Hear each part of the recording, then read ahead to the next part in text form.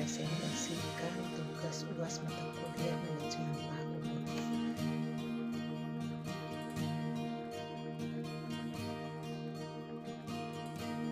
Sebelum ke materi pembahasan yaitu manajemen PAUD, kita ketahui dulu pengertian dari manajemen.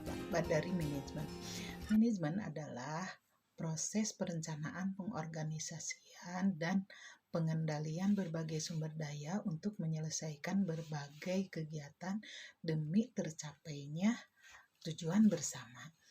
Secara umum, manajemen juga dipandang sebagai sebuah disiplin ilmu yang mengajarkan tentang proses untuk memperoleh tujuan organisasi melalui upaya bersama dengan sejumlah orang atau sumber milik organisasi.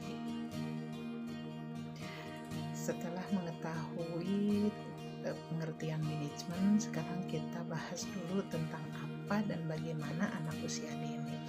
Anak usia dini yaitu individu yang sedang mengalami proses pertumbuhan dan perkembangan yang sangat pesat, bahkan dikatakan sebagai lompatan perkembangan. Anak usia dini juga sering disebut anak prasekolah yang memiliki masa peka dalam perkembangannya dan terjadi pematangan fungsi-fungsi fisik dan psikis yang siap merespon berbagai rangsangan dari lingkungannya. Rangkaian untuk membuat manajemen PAUD itu kita kenali juga prinsip-prinsip PAUD, yaitu satu, menggunakan variasi media permainan yang menarik. Artinya di PAUD harus membuat permainan dan pembelajaran itu yang menarik untuk anak. Yang kedua yaitu melibatkan dan mengembangkan seluruh panca indera. Dalam pembelajaran di PAUD, anak harus melibatkan seluruh panca inderanya untuk dirangsang dan untuk merangsang atau menstimulan perkembangan semua panca inderanya. Yang ketiga, menyediakan suasana belajar yang kondusif dan menyenangkan.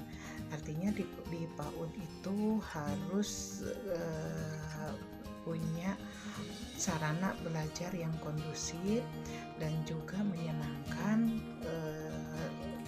sehingga membuat anak nyaman dan juga terjaga dari keselamatan anak itu sendiri. Dan yang keempat yaitu memberi kesempatan kepada anak untuk memahami, menghayati dan mengalami secara langsung nilai-nilai. Artinya anak usia dini dalam pembelajarannya harus bisa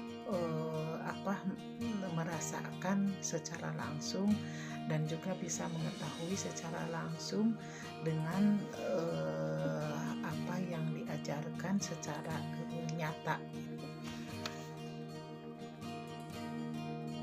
Nah, sekarang kita bahas tentang bagaimana seharusnya manajemen pada pendidikan anak usia dini. Dalam menyusun manajemen pendidikan anak usia dini yang baik, kita harus tahu dulu konsep dasar pendidikan anak usia dini itu sendiri.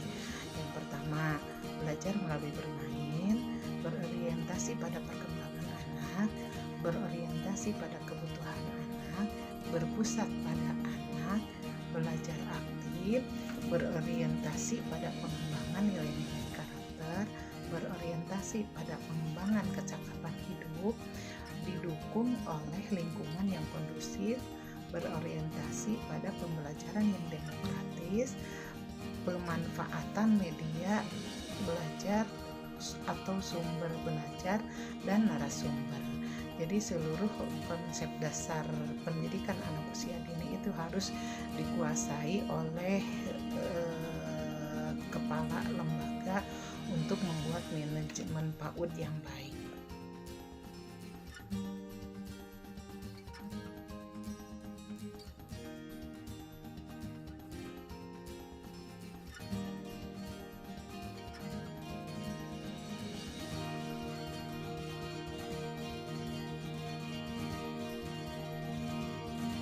Setelah mengetahui konsep dasar pendidikan anak usia dini, harus mengenal jenis layanan program satuan pendidikan anak usia dini. Yang pertama yaitu taman kanak-kanak, di mana taman kanak-kanak itu salah satu bentuk satuan pendidikan anak usia dini pada jalur pendidikan formal yang menyelenggarakan program pendidikan bagi anak usia 4 sampai 6 tahun. Yang kedua yaitu kelompok bermain. Kelompok bermain adalah salah satu bentuk PAUD pada jalur pendidikan non formal yang menyelenggarakan program pendidikan sekaligus program kesejahteraan bagi anak usia dini usia 2 sampai 4 tahun atau usia yang tidak dapat dilayani oleh TK. Dan yang ketiga yaitu taman penitipan anak. Taman penitipan anak adalah layanan pendidikan yang dilaksanakan pemerintah dan masyarakat bagi anak usia 0 sampai 6 tahun yang orang tuanya bekerja.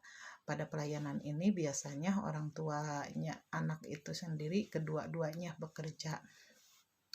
Yang keempat yaitu Satuan PAUD Sejenis atau SPS adalah layanan minimal yang hanya dilaksanakan 1 atau 2 minggu atau merupakan layanan PAUD yang diintegrasikan dengan program layanan lain.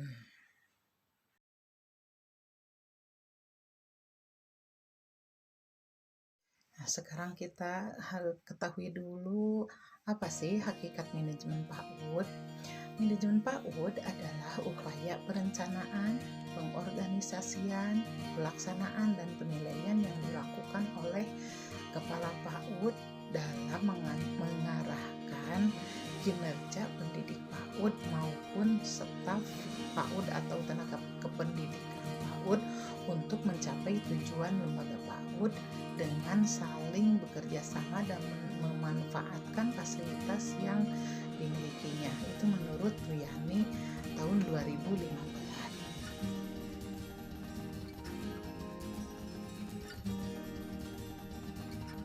Ada beberapa komponen sumber daya pada manajemen PAUD, yaitu yang pertama, sumber daya manusia, terdiri dari yayasan dan pengurus, pengelola PAUD terpadu atau pimpinan lembaga, kepala TK atau pengelola kelompok bermain, taman penitipan anak, dan SPS, guru dan pendidik PAUD, serta tata usaha atau staf. Tentunya orang tua juga dan masyarakat itu sebagai sumber daya manusia. Nah, yang kedua adalah sumber daya alam. Yang mana sumber daya alam itu ada sarana dan prasarana dan juga kurikulum. Dalam sumber daya alam, sarana dan prasarana itu harus benar-benar diperhatikan ketersediaannya dan juga kurikulum untuk acuan dalam menentukan layanan yang program layanan yang dikelola oleh seorang kepala PAUD, baik itu TK, SPS atau Kober. Tentunya kurikulumnya juga disesuaikan dengan bentuk layanan yang dikelola. Nah, yang ketiga sumber daya keuangan serta informasi.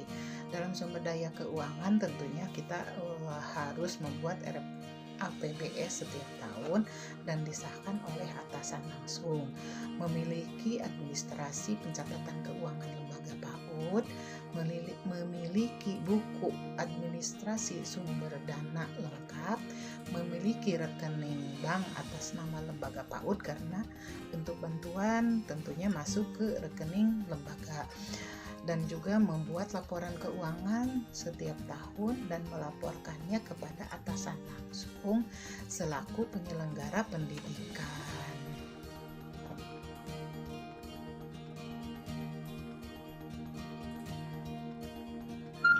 Teman-teman, dari pemaparan di atas kita dapat simpulkan bagaimana sih manajemen itu.